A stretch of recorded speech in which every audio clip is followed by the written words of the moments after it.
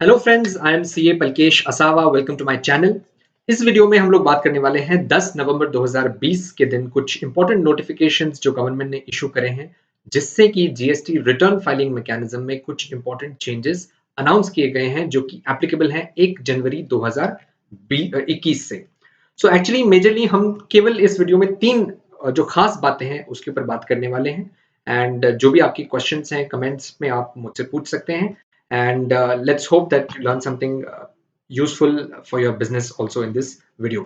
सबसे पहले जो इम्पोर्टेंट नोटिफिकेशंस में अनाउंसमेंट किया गया है वो ये है कि 1 जनवरी 2021 से वो टैक्स पेयर्स जिनका टर्नओवर 100 करोड़ से ज्यादा है उन्हें इलेक्ट्रॉनिक इनवॉइस बनाना मैंडेटरी कर दिया गया है। बहुत पहले गवर्नमेंट ने 100 करोड़ की लिमिट ही रखी थी। बाद में कुछ विरोध हुआ था, बहुत सारे लोगों ने बोला था कि हम इसके लिए रेडी नहीं हैं, तो फिर इस लिमिट को 500 कर दिया गया था। तो 1 अक्टूबर 2020 से 500 करोड़ से ऊपर वाले लोगों के लिए इलेक्ट्रॉनिक इनवॉइस ऑलरेडी मैंडेटरी कर दिया गया था।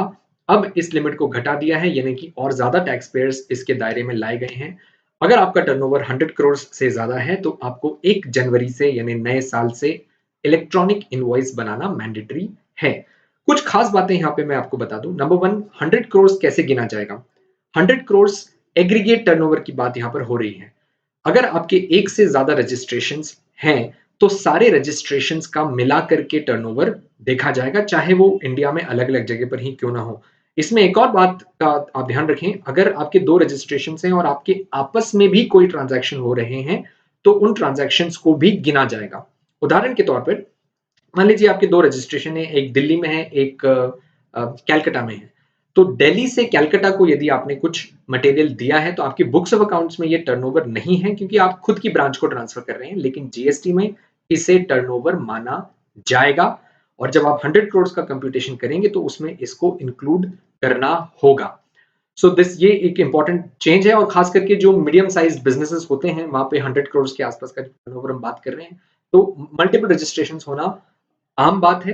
तो अगर आपके मल्टीपल रजिस्ट्रेशन हैं तो आप इस बात का ध्यान रखिएगा कि 100 करोड़ आप कैसे गिन रहे हैं। एक और महत्वपूर्ण बात, अगर इलेक्ट्रॉनिक इनवॉइस की लायबिलिटी आपके ऊपर है और आपने इलेक्ट्रॉनिक इनवॉइस नहीं बनाया तो ऐसा माना जाएगा कि आपने इनवॉइस ही नहीं बनाया है। इसलिए ये बहुत इंपॉर्टेंट चेंज है और आपको इसको सीरियसली लेना चाहिए। ज्यादा समय नहीं बचा है, 1.5 मंथ्स आर रिमेनिंग। अगर आपका टर्नओवर 100 करोड़ से ज्यादा है मल्टीपल ब्रांचेस को इंक्लूड करके, तो आपको अभी से ट्रांजिशन की प्लानिंग करनी चाहिए और इलेक्ट्रॉनिक इनवॉइस बनाने की और आगे बढ़ना चाहिए। कैसे बनाएंगे? अगर आप कोई नॉर्मल अकाउंटिंग सॉफ्टवेयर यूज करते हैं, कोई भी आपका अकाउंटिंग सॉफ्टवेयर प्रोवाइडर है such as Tally which is very common in India, तो कोई भी आप टीडीएल परचेज कर सकते हैं, कोई भी आपके टैली के सप्लायर से आप बात कीजिए, बहुत आसानी से इलेक्ट्रॉनिक इनवॉइस को उसमें इनकॉर्पोरेट किया जा सकता है। अगर आप इसमें ऑब्वियसली इसमें एक्स्ट्रा खर्चा लगता है, अगर आप वैसा ना करना चाहें तो इलेक्ट्रॉनिक इनवॉइस का एक पोर्टल है जो गवर्नमेंट ने बना के रखा हुआ है। उस पोर्टल पे जाकर के आप हर इनवॉइस को इलेक्ट्रॉनिकली बना सकते हैं।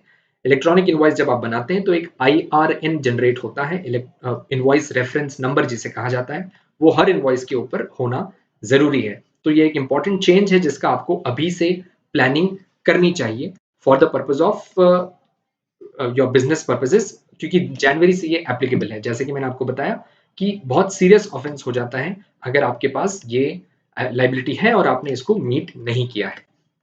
दूसरा जो बहुत इंपॉर्टेंट चेंज अनाउंस हुआ है जीएसटी में अभी, वो ये है कि जो जीएसटीआर 2B रिटर्न था जो कि पहले ही इंट्रोड्यूस हो चुका था, अब उसको लीगल सैंक्टिटी मिल चुकी है, यानी कि जीएसटी रूल्स में भी जीएसटीआर 2B को इनकॉर्पोरेट कर लिया गया है। क्या है जीएसटीआर 2B? हर महीने जितने भी सप्लायर्स आपके जीएसटीआर 1 में आपका इनवॉइस शो करते हैं, उसकी डिटेल ऑटो पॉपुलेट हो जाती है जीएसटीआर 2B में। कहने का मतलब है आपने जितने भी परचेजेस करे हैं, इनवर्ट सप्लाईज ली हैं, इनपुट सर्विसेज ली हैं, उन सब का जो इनवॉइसेस हैं उसकी डिटेल जीएसटीआर 2B में आपको दिखने लगेंगी, और उसको कंपेयर किया जाएगा कि आपने कितनी इनपुट क्रेडिट जीएसटीआर 3B में क्लेम करी है उस फिगर के साथ। सो इसमें इंपॉर्टेंट बात क्या है कि नंबर वन, जितने भी आपके इनवर्ट सप्लाईज हैं, खास बात, अगर आपने कोई आउट ऑफ इंडिया से इंपोर्ट किया है, इंपोर्ट को भी जीएसटीआर 2B में दर्शाया जाएगा, तो वो भी आपको वहां से मैच करना होगा। और इसके अलावा जितने भी आपके सप्लायर्स हैं जो आपके नाम के बिल वहाँ पे डालते हैं, आपको वो दिखने लगेंगे। इम्पोर्टेंट चीज़ ये है कि जीएसटीआर 2B में वो ही बिल दिखते हैं जो पिछले महीने की 11 तारीख से लेकर इस महीने की 11 तारीख में अपलोड किए गए हैं, चाहे वो किसी भी मंथ से रिलेटेड हैं। इसलिए हर महीने का रिकंसिलिएशन करना एक बहुत बड़ी एक्सरसाइज अपने आप में बन जाएगी, क्योंकि हर महीने आपको ये देखना होगा कि जो बिल वहाँ पर 2B में दिख रहे हैं, क्या हमने उसकी क्रेडिट ले ली है, और अगर नहीं ली है, तो क्या हम अब ले रहे हैं। इसमें इंपॉर्टेंट रूल 36(4) को आप इसमें साथ में जोड़ के देखेंगे तो उसमें ये लिखा है कि जितने भी बिल 2A में दिखते हैं उसके अलावा 10% 10% आप एक्स्ट्रा इनपुट क्रेडिट ले सकते हैं। इसका मतलब है कि हर महीने जब आप जीएसटी रिटर्न फाइल करने जाएंगे तो जीएसटीआर 2B को देखना जरूरी हो गया है। जीएसटीआर 2B में अब जितने भी आईटीसी आपको दिखेगी उससे ऑटोमेटिकली रिकंसिलिएशन आपको करना होगा, और अगर आप ये नहीं करते हैं तो गवर्नमेंट तो डेफिनेटली ये कर लेगी, बिकॉज जीएसटीआर 2B जो है वो सिस्टम कंप्यूटेड है। तो बहुत आसान हो जाएगा सरकार के लिए, सरकारी ऑफिसर्स के लिए ये जानना कि 2B में कितनी क्रेडिट दिख रही थी और आपने 3B में कितनी क्रेडिट ली है। अगर कोई डिफरेंस होता है तो आपको आसानी से नोटिस सर्व किए जा सकते हैं, फिर उसका आपको जवाब देना पड़ेगा। इंपॉर्टेंट बात यह है कि ये 1 जनवरी 2021 के बाद होगा, तो आपको इसकी प्लानिंग अभी से कर लेनी चाहिए। आपके पास 2 मंथ हैं अवेलेबल, नवंबर का रिटर्न आप भरने वाले हैं, दिसंबर का रिटर्न आप भरने वाले हैं, तो उसको जीएसटीआर 2B से मैचिंग कर ही आप फाइल कीजिएगा। It will be sort of a practice for you. So GSTR 2B एक सेकेंड चेंज जो है वो यहाँ पे इंट्रोड्यूस किया गया है। और थर्ड जो चेंज जिसकी हम बात कर रहे हैं कि जीएसटीआर 3B जो रिटर्न है उसको अब क्वार्टरली बेसिस पे फाइल कर सकते हैं। जीएसटीआर 1 ऑब्वियसली हम क्वार्टरली बेसिस पे फाइल कर सकते थे पहले से ही, वो लोग जिनका टर्नओवर 1.5 करोड़ से नीचे था। 1 जनवरी 2021 के बाद ऐसे टैक्स पेयर्स जिनका टर्नओवर 5 करोड़ से नीचे है, उनके पास एक ऑप्शन होगा कि वो मंथली रिटर्न ना भरते हुए क्वार्टरली रिटर्न फाइल कर सकते हैं। और ये सिर्फ जीएसटीआर 1 के लिए ही नहीं, बल्कि जीएसटीआर 3B में भी उनके पास एक ऑप्शन है कि वो ये रिटर्न क्वार्टरली फाइल कर सकते हैं। खास बात इसमें यह है कि इवन दो आपको रिटर्न क्वार्टरली फाइल करने का ऑप्शन दिया गया है, लेकिन आपको चालान हर महीने जमा करना होगा। कितना चालान आपको जमा करना होगा? जितना आपने पिछले क्वार्टर में जमा किया था उसका 35%। फॉर एग्जाम्पल, अगर हम जुलाई अगस्त सितंबर क्वार्टर की बात कर रहे हैं, उसका प्रीसीडिंग क्वार्टर होता है अप्रैल मई जून। अप्रैल मई जून का रिटर्न आपने क्वार्टरली भरा होगा। आपने फॉर एग्जाम्पल 10 लाख रुपए का चालान वहां पर जमा किया है। तो जब आप जुलाई महीने के अंत में खड़े हैं, यानी कि नेक्स्ट क्वार्टर का फर्स्ट मंथ, आपको मंथ वाइज कोई रिटर्न भरने की आवश्यकता नहीं है, लेकिन जुलाई के एंड में आपको चालान भरना होगा जितना पिछले क्वार्टर में आपने भरा था, यानी कि 10 लाख, उसका 35%, यानी कि 3,50,000 रुपए का चालान आपको जुलाई महीने में डिपॉजिट करना होगा। सो इवन दो इनवॉइस जो रिटर्न है उसको आप 3 महीने में एक बार लगा सकते हैं, लेकिन आपको टैक्स का पेमेंट ऑनलाइन डिपॉजिट करके रखना होगा। और जब आप थर्ड मंथ के एंड में जीएसटीआर 3B रिटर्न फाइल करेंगे, आप उस रिटर्न में इस चालान को यूज कर सकते हैं। सो आपके लिए क्या ऑप्शन बेटर रहेगा? अगर आप मेरी एडवाइस लेना चाहें तो मैं आपको बताऊं कि अगर आपका बिजनेस स्ट्रेट फॉरवर्ड है, सिंपल है, आपको लगता है कि हर महीने हमें एक फिक्स इनकम होती है, लेट्स से फॉर एग्जांपल आपका रेंटल इनकम है, हर महीने आपको रेंट रिसीव होता है, आपको जीएसटी जमा करना होता है। अगर आपका स्ट्रेट फॉरवर्ड बिजनेस है तो आपको डेफिनेटली क्वार्टरली ऑप्शन बेटर रहेगा।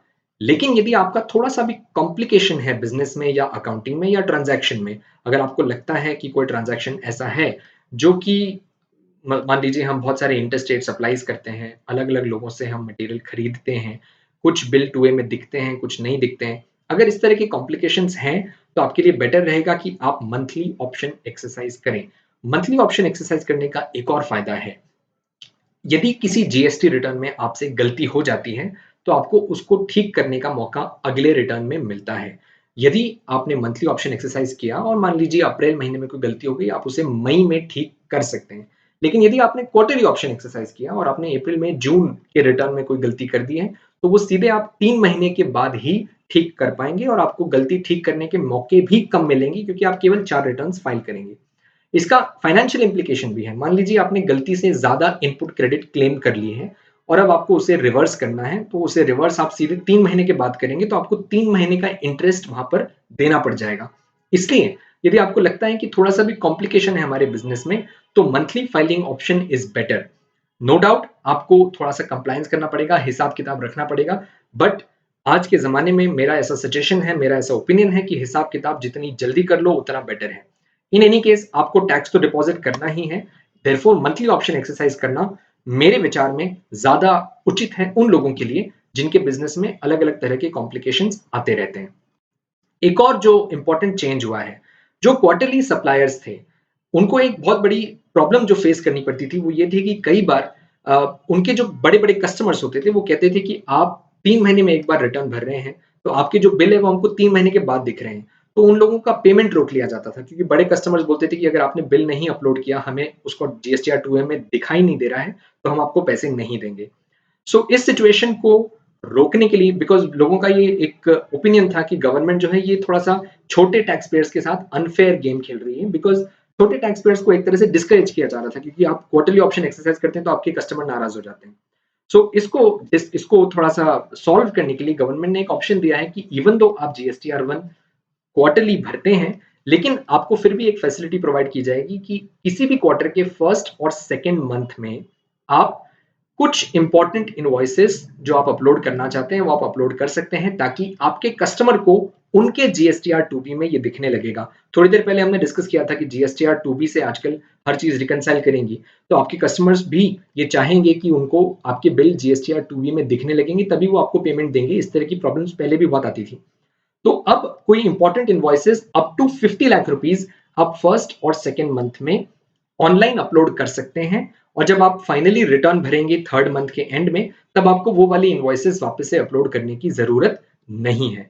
ऑन दी अदर हैंड, अगर आप एक बड़े टैक्स पेयर हैं, आपके लिए भी ये बहुत अच्छी खबर है, क्योंकि आप मान लीजिए बहुत सारे क्वार्टरली सप्लायर्स से मटेरियल खरीदते हैं या सर्विसेज लेते हैं, और उन लोगों के बिल जो है वो आपको सीधे थर्ड मंथ के बाद में दिखते थे, तो आप क्रेडिट नहीं ले पाते थे क्योंकि वो 2ए में नजर नहीं आते थे।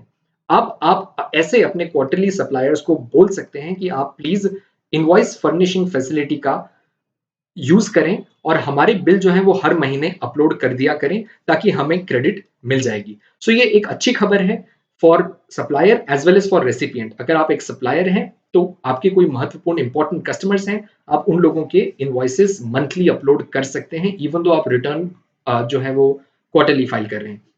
और यदि आप एक बड़ी कंपनी है, आपके बहुत सारे क्वार्टरली सप्लायर्स हैं, आप अपने क्वार्टरली सप्लायर्स को बोल सकते हैं कि आप प्लीज हमारे इनवॉइसेस ऑनलाइन अपलोड कर दीजिए। इंपॉर्टेंट ये है कि यहाँ पर लिमिट है, क्वार्टरली सप्लायर्स केवल 50 लाख रुपए तक के ही बिल अपलोड कर सकते हैं।